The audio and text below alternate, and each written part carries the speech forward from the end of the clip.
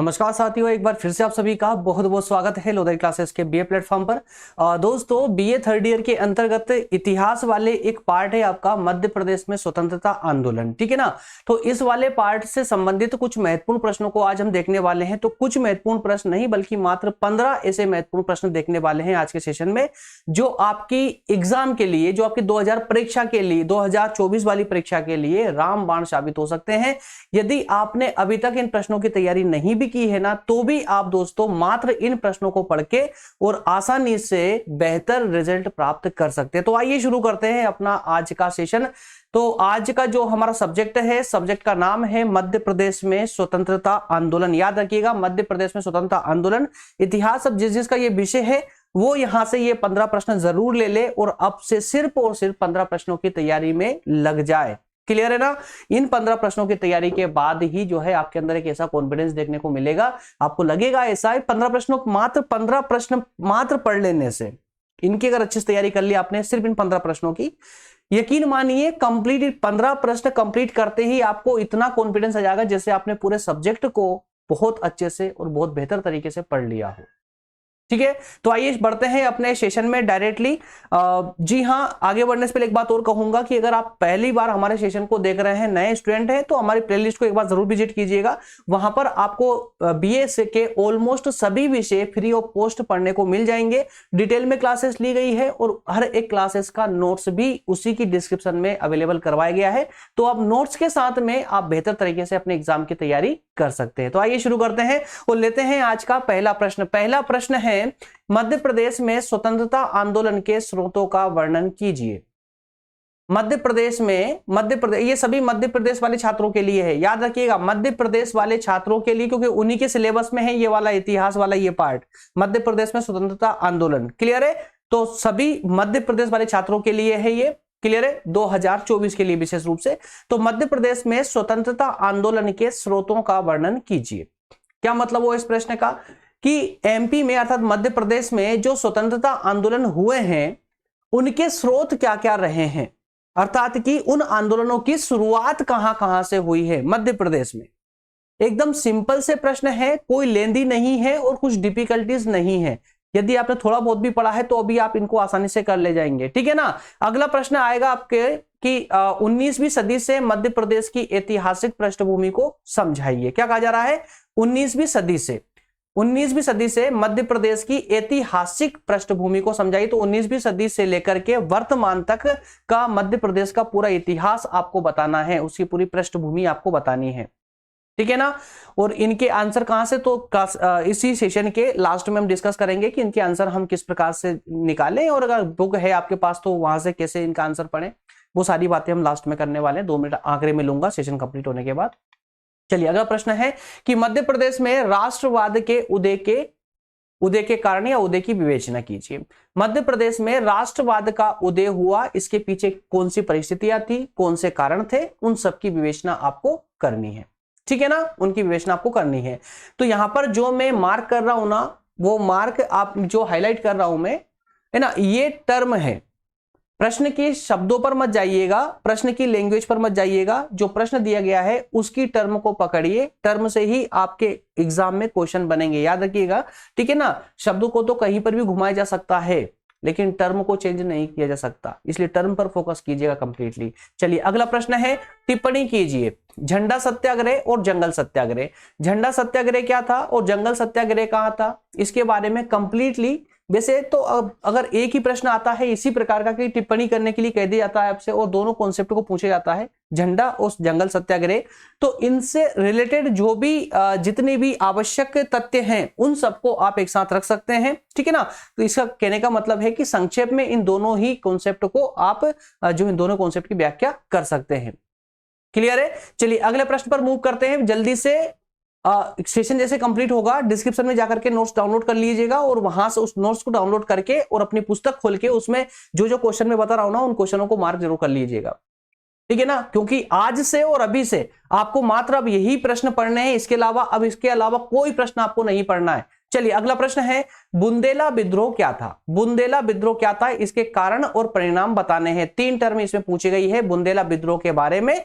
और इसके बुंदेला विद्रोह होने के पीछे की परिस्थितियां अर्थात की कारण और उस विद्रोह का परिणाम क्या हुआ।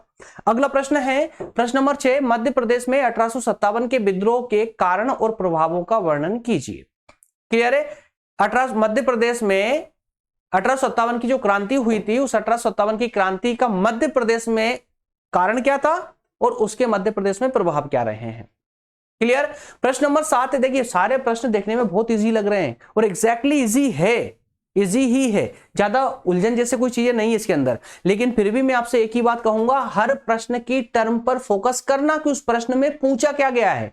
बस ध्यान से, जितनी कॉन्शियसली होकर के आप आंसर को पढ़ते हो ना, उतने ही कॉन्शियस होकर के आपको प्रश्न को भी पढ़ना चाहिए। इवन मैं तो कहूंगा कि प्रश्न को तो डबल कॉन्शियस के साथ पढ़ना चाहिए, है ना। पूरा फोकस कर देना चाहिए क्वेश्चन में, क्या क्वेश्चन में एग्जैक्टली कौन सी टर्म पूछी गई है, पूछा क्या गया है, आपको बताना क्या है उसमें, ठीक है ना। ताकि अब अगर इसी प्रकार का प्रयास अगर आप यहां पर कर लेते हैं, घर पे कर लेते हैं दोस्तों, तो एग्जाम में जब आप पेपर करने बैठते हो ना, तो वहां पर आपको दिक्कत नहीं आएगी। वहां पर एक ही बार प्रश्न पढ़ोगे, फट से आपको समझ आ जाएगा कि एग्जैक्टली क्या पूछा गया है। आधे से ज्यादा छात्रों की तो समस्या यही होती है कि एग्जाम में जब क्वेश्चन आंसर करने बैठते हैं ना, तो वहां पर क्या होता है कि एक प्रश्न को 4 से 5 बार पढ़ना पड़ता है उसको समझने के लिए। कोई कोई प्रश्न समझ ही नहीं आता है, वो समझ इसीलिए नहीं आता क्योंकि हम उसकी प्रैक्टिस ही नहीं करते। तो प्रैक्टिस अभी से कीजिए, प्रश्न की टर्म पर फोकस कीजिए, प्रश्न पर फोकस मत कीजिएगा। प्रश्न में जो पूछा जा रहा है उस पर फोकस कीजिए, प्रश्न में क्या और क्या क्या पूछा गया है, ठीक है। तो जैसे कि प्रश्न नंबर 6 में मध्य प्रदेश में 1857 का विद्रोह हुआ था, इसके बारे में आपको बताना पड़ेगा। इसके अलावा इसके कारण क्या थे, कहां, मध्य प्रदेश में इस विद्रोह के फैलने के कारण क्या थे और उसके प्रभाव क्या रहे हैं। अगला प्रश्न है, मध्य प्रदेश में असहयोग आंदोलन की समीक्षा कीजिए। अब चूंकि ये तो राष्ट्रीय स्तर के आंदोलन थे, 1857 की जो क्रांति थी ये भी राष्ट्रीय स्तर की थी। असहयोग आंदोलन की बात कर ले, सविनय अवज्ञा आंदोलन की बात कर ले, भारत छोड़ो आंदोलन की बात कर रहे हैं, ये सारे आंदोलन जो थे राष्ट्रीय स्तर के थे। तो भारत के हर एक राज्य में इनका उदय हुआ, हर एक राज्य में फैले ये। और चूंकि ये हम बात कर रहे हैं मध्य प्रदेश के लिए, तो फिर मध्य प्रदेश में हर एक कॉन्सेप्ट के साथ में मध्य प्रदेश जुड़ जाएगा, ठीक है। तो मध्य प्रदेश में असहयोग आंदोलन किस प्रकार से संचालित हुआ, कहां तक चला वो, ठीक है ना, उसकी पूरी समीक्षा करनी है आपको। प्रश्न नंबर, आगे बढ़ते हैं, प्रश्न नंबर 8 लेते हैं। मध्य प्रदेश में सविनय अवज्ञा आंदोलन की समीक्षा या फिर वर्णन कीजिए, ठीक है। और इसी प्रकार से मध्य प्रदेश में भारत छोड़ो आंदोलन की समीक्षा कीजिए, विवेचना कीजिए, ठीक है ना। तो तीनों ही आंदोलनों को 1857 की क्रांति से लेकर के भारत छोड़ो, माफ कीजिएगा, असहयोग आंदोलन, सविनय अवज्ञा आंदोलन और भारत छोड़ो आंदोलन, चारों को एक ही साथ ही आपको कवर करना है, कंप्लीट करना है चारों प्रश्नों को। और एक के साथ एक दूसरे से जब लिंक करते हो पढ़ोगे ना, तो अपने आप इस पूरा कॉन्सेप्ट ही आपको याद हो जाएगा, ठीक है ना। अगला प्रश्न है, प्रश्न नंबर 10 है, स्वतंत्रता आंदोलन में मध्य प्रदेश के प्रजामंडल पर एक निबंध लिखिए। प्रजामंडल पर निबंध, प्रजामंडल पर निबंध लिखना है आपको, ठीक है ना। स्वतंत्रता आंदोलन में मध्य प्रदेश के प्रजामंडल पर एक निबंध लिखना है। इसी प्रकार से प्रश्न नंबर 11 है, मध्य प्रदेश में महात्मा गांधी के आने का वर्णन कीजिए। कि मध्य प्रदेश में जैसे ही महात्मा गांधी की एंट्री होती है, तो इस प्रकार के जो स्वतंत्रता आंदोलन चल रहे थे उन पर क्या प्रभाव पड़ता है। क्लियर हो पा रहा है ना, एकदम सिंपल सा है, सेशन बहुत छोटा है, डोंट वरी, बहुत जल्दी कंप्लीट हो जाएगा, ज्यादा समय नहीं लूंगा मैं आज आपका। चलिए प्रश्न नंबर 12 है, स्वतंत्रता आंदोलन में मध्य प्रदेश के आदिवासियों की भागीदारी का वर्णन कीजिए। सिंपल सा प्रश्न है कि मध्य प्रदेश में जो स्वतंत्रता आंदोलन संचालित हुए थे, उनमें आदिवासी जातियों की, आदिवासियों की क्या भागीदारी रही, क्या सहयोग रहा, उसका वर्णन करना है। तो इसमें जितने भी आदिवासी जो नेतृत्व करता रहे हैं उन सभी का वर्णन यहाँ इस प्रश्न के अंदर हो जाएगा। प्रश्न नंबर 13 है, स्वतंत्रता आंदोलन में मध्य प्रदेश की रियासतों का क्या योगदान रहा है, यह वर्णन करना। तो एक प्रश्न, प्रश्न नंबर 12 में आदिवासियों का योगदान और प्रश्न नंबर 13 में रियासतों का योगदान, मध्य प्रदेश की जो रियासतें थी उनका योगदान। क्लियर है। आगे बढ़ते हैं, प्रश्न नंबर, लास्ट के 2 प्रश्न बचे हुए हैं। प्रश्न नंबर 14 की बात करें तो स्वतंत्रता सेनानी के रूप में टांट्या भील, ख्वाजा नायक और भीमा नायक, किसके रूप में, स्वतंत्रता सेनानी के रूप में टांट्या भील, ख्वाजा नायक और भीमा नायक, इन तीनों का उल्लेख करना है। और इसी के साथ में आपको द्वारिका प्रसाद मिश्र, माखनलाल चतुर्वेदी और अवंती बाई के योगदान का भी वर्णन करना है, ठीक है ना, स्वतंत्रता संग्राम में। तो इन सभी जो 6 जो विद्वानों की मैंने बात की है, इन 6 के बारे में बेहतर तरीके से पढ़ के जाइएगा आप लोग, ठीक है, क्योंकि जो मैंने ये प्रश्न जिस सीरीज से लिए हैं, जहां से लिए ना, बहुत प्यारी सीरीज है वो, और बहुत सटीक रूप से उसमें दिए गए हैं प्रश्न, इसमें ज्यादा मेहनत करने की आवश्यकता नहीं पड़ी मुझे। 100 आई थिंक कि 104 प्रश्न, और उनमें से आई थिंक हाँ 100 समथिंग कुछ प्रश्न थे, उनमें से ये प्रश्न मैंने निकाले हैं, और बहुत प्यारे प्रश्न थे सीरीज का, इस सीरीज में। तो कहीं कहीं पर आपको आसानी से मिल जाते हैं, लेकिन उनकी पहचान करना थोड़ा सा मुश्किल हो जाता है कि कहां से कौन सा प्रश्न ज्यादा महत्वपूर्ण हो सकता है। वो कभी मैं इसका तरीका भी बताऊंगा फ्री टाइम में। फ्री टाइम में दैट मीन्स कि एक ऐसी क्लासेस में जहां पर टाइम की बाउंडेशन ना हो, ऐसी क्लास में आपको तरीका बताऊंगा कि किसी भी विषय का, किसी भी सब्जेक्ट का आईएमपी क्वेश्चन कैसे निकाला जा सकता है, कैसे पता चलेगा हमें कि कौन सा प्रश्न इंपॉर्टेंट है। बहुत ही प्यारी स्ट्रेटेजी है, मैं कभी किसी दूसरे सेशन में डिस्कस करूंगा, ठीक है ना।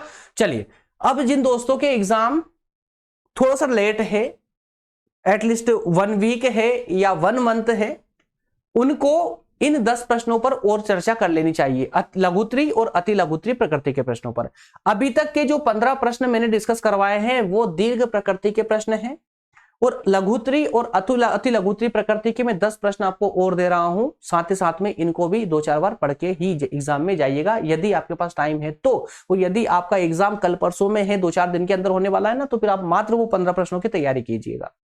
क्लियर है? लेकिन टाइम है तो एक दिन, स्पेशली सिर्फ एक दिन आपको इन 10 प्रश्नों को भी देना चाहिए।